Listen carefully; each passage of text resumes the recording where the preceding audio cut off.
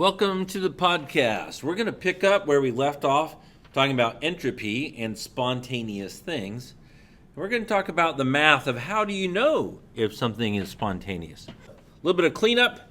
Remember how we could do delta H by taking the delta H of all the products minus the delta H of all the reactants? Turns out you can do the same thing for delta S. If you had a table of standard entropy of reaction, you could look them up, take all the products and add them all up, take all the reactants and add them all up, do the products minus reactants, and you would find the change in entropy for a chemical reaction. So here's a chemical reaction. Carbon monoxide and oxygen makes carbon dioxide.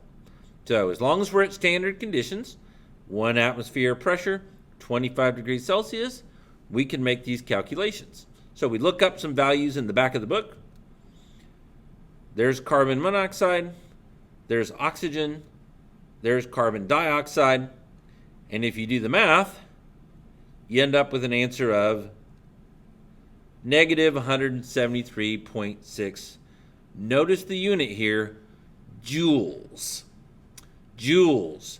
Delta H, delta G are always going to be in kilojoules.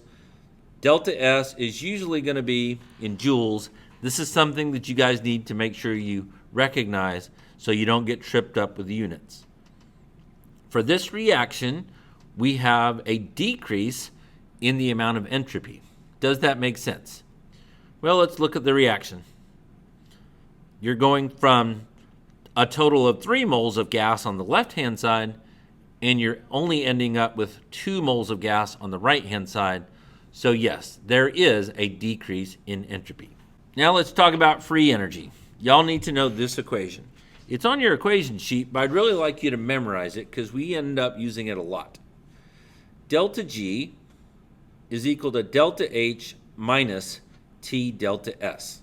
Delta H is, of course, the change in enthalpy. Delta S is the change in entropy.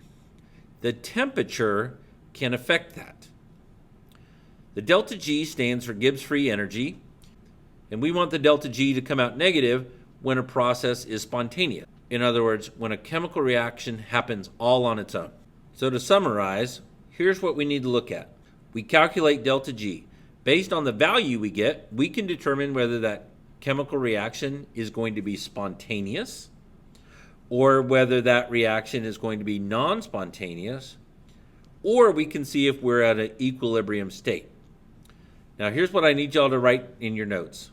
Right down here at the bottom, where delta G is 0, I need you to write the words phase change. Because during a phase change, delta G is 0.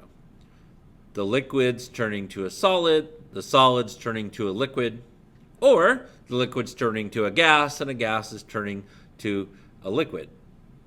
Either way you want to look at it, it's a phase change, and delta G is 0 during a phase change. Don't believe me? That's okay. Let's just look and see what happens. So let's look at the temperature, left-hand side. What do we got? Temperature, negative 10. So should the water that is a solid turn into a liquid at negative 10? In other words, does ice melt at negative 10? We take the temperature in Kelvin, 263. We take the value of delta H in joules, the value of delta S in joules, and we find a value for delta G in this very last column.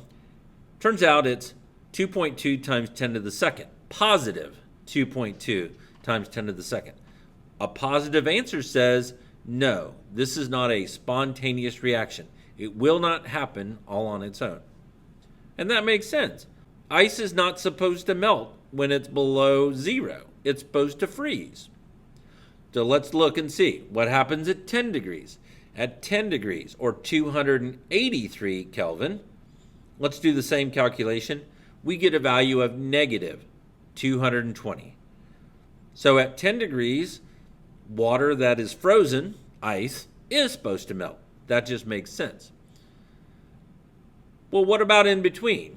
What about if it's 0 degrees or 273 Kelvin? We plug in all the numbers, we get a value for 0. 0 degrees Celsius, or 273 Kelvin, is the point at which it undergoes a phase change, the point at which it melts or freezes. So we would expect a delta G value of 0.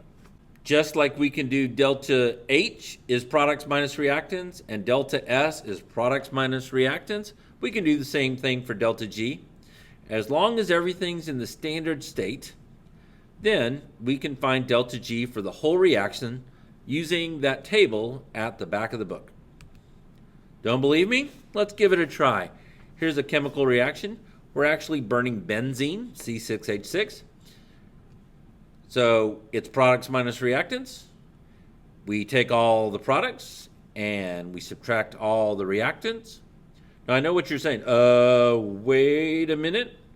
You've got the CO2, you've got the H2O, and you've got the C6H6. What happened to the oxygen? Maybe Mr. Elegante's losing it. Well, that may be true, but the delta G of any element in its standard state is 0. Therefore, the oxygen in that equation has a delta G of 0. I don't have to include it. So when I do all the math, I get an answer of negative 6,405 kilojoules. So is this a spontaneous process? Yes, delta G is negative, so it is spontaneous. Now y'all need to either memorize this chart or understand the math of it or something so that you understand the interplay of delta H and T delta S. So a couple things to keep in mind.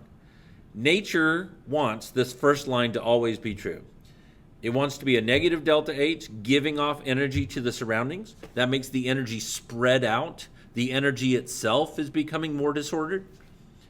And it wants an increase in delta S of the molecules.